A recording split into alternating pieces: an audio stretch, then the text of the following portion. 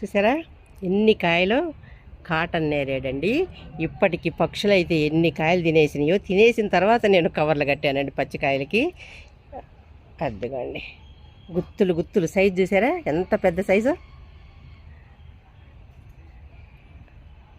ఇది చూడండి, ఇది తినేసింది. కవరు ఊడి కింద పడిపోయిందండి. అదిగోండి కవర్కి పడిపోయేసరికి ఇది సగం తినేసింది.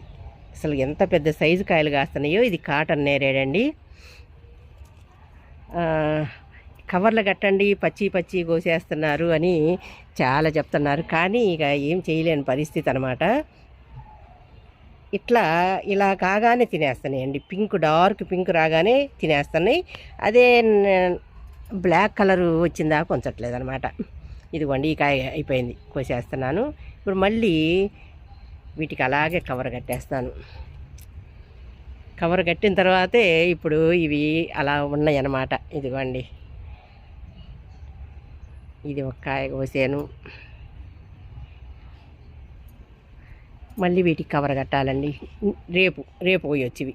ఈ కాయలన్నీ ఈ రెడ్ కలర్ అయినవన్నీ రేపు కోయచ్చు. డార్క్ పింక్ కలర్లో ఎంత బాగున్నాయో చూసారా. ఇంకా అటు సైడ్ అంతా బాగా కాసినాయి అండి, అవన్నీ పోయినాయి. ఇప్పుడు ఇదిగోండి ఇక్కడ చూసారా, ఇక్కడ కవరు. ఈ కవర్ ఇలా కట్టడం వలన కొంచెం నాకు కాయలన్నీ సేవ్ అవుతున్నాయి అన్నమాట. అదిగోండి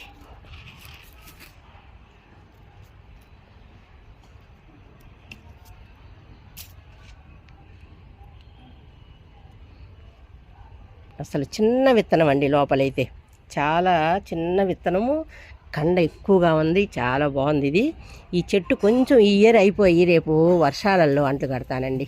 చాలా బాగా అనిపిస్తుంది. ఇంక ఈ పైనంతా పోతొచ్చింది కానీ రాలిపోయింది. చూసారా ఎన్ని కాయలు కోసాను.